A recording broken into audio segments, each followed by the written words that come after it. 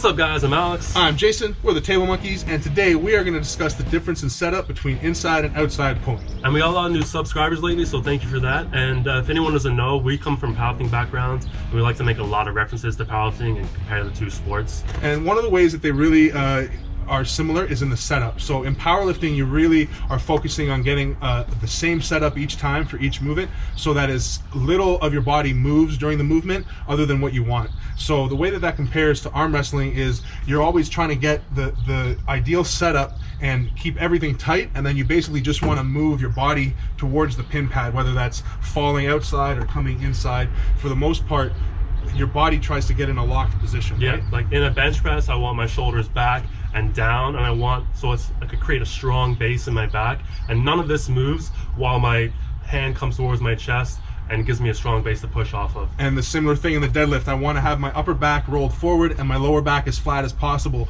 so that none of that moves during the movement. Because one of the worst things that can happen, you see this a lot with like newer powerlifters, where people learn to pull with their back pinched tight, and then as the weight gets heavy, their upper back starts to roll, and that's going to make it a lot more likely for your lower back to roll, which is where an injury is going to occur, or where you're just going to be a lot weaker. Yep. So this is similar to like the chain in arm wrestling, right? Yeah, exactly. The chain starts from your feet and ends at your hand. And a lot of people forget the shoulder and the scapula, the part in between the chain, right? So if you think about like accessing someone's bicep, like someone has a really strong bicep, and if you are able to open their hand, all of a sudden their bicep becomes a lot weaker. Or somebody has a really strong hand, but if you can get them outside their body a bit, all of a sudden you're able to access, break their hand open a little bit more. It's because you've started to disrupt that chain in some way, right? As many pressures as you can hold at once, it's going to make you that much more strong. That's much stronger, right? Yeah. And as soon as you take one pressure away, then another one falls and another one falls. Or it's going to give you more access to those other ones, right? Yeah. So one of the parts of the setup that we feel that kind of gets overlooked a lot is the shoulder and the scapula position. And it's something that's really, we pay a lot of attention to in powerlifting, and we notice that two setups are very similar. So if we're going to start with inside pulling, again, it starts with your feet. So most people are going to anchor their feet somehow on the peg, either around it or anchoring it up against the peg. But the point is they're trying to anchor against the table with their hip tight to the table, so that they have some way to push across the table, right? Yeah. Once you learn that, then usually you learn to keep your elbow inside your body and carve your hand in, so that you can get some access to the inside of your arm, or some connection wrist to wrist with your opponent. What we feel is missing is the scapula position, right? Yeah, and we found that the position that people use in a deadlift is very similar to what the position is for inside pulling. Yeah. So that would be shoulders forward and down, like tucked into my front pocket. One of the cues that we use in powerlifting a lot is the idea of, imagine if you had wings on your back, and you were going to try to take those wings and tuck them in your front pocket, right? Yep. So that's the position that we found is very similar in inside pulling.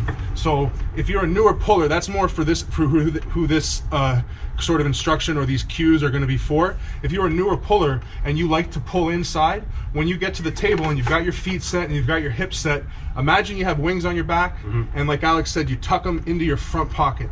So once I tuck those wings into my front pocket, then I'm going to put my elbow down and think about getting that carve and getting to the inside this way. Yeah, because once you get your shoulder or your elbow tucked down and inside your body, it gives you access to all the muscles that you use in inside pulling, being your pec, your shoulder, and your tricep. So you have access to down pressure and inside rotation, a lot much better than if you were to pull outside. And one of the things you'll see a lot with newer pullers, and this is the most common one, is you'll see them put their foot up as if they're going to go to the side and then try to pull back and create back pressure. And it's a very, very like awkward position, and it's very ineffective, because one half of your body is going one way, and the other half of your body is going another way. So you can have the same issue happen in your shoulder. If you've got your shoulder too committed to going forward and you try to pull back, you're not going to be able to create as much back pressure, right? Exactly. So now setting up for outside pulling. Setting up for outside pulling, usually you have one foot forward, the one that you're pulling with, or you have both feet forward, so you can really drive your hips under and fall back away from the table. So to create more back pressure, right? Because it's all about creating pressures that go well with other pressures. Yeah, exactly. So once I have my foot forward or both feet forward, then the position now for my scapula is not so much like a deadlift, it's more about a bench press. Yeah. Where I'm, instead of tucking my elbow in my front pocket, Or your wings. yeah, or my wings, I'm tucking it in my back pocket. And this connection with the lat is important for both inside and outside pulling, but it's just a different connection, and it's more outside my body as compared to inside my body, which is going to give him access to more of the pressures he's going to use for outside pulling, being upward rotation, lat drag, like he said. You're going to have a lot more access to those pressures with your shoulder or your wings or your lats tucked into your back pocket. Now that's not pinched back like as if I was like this.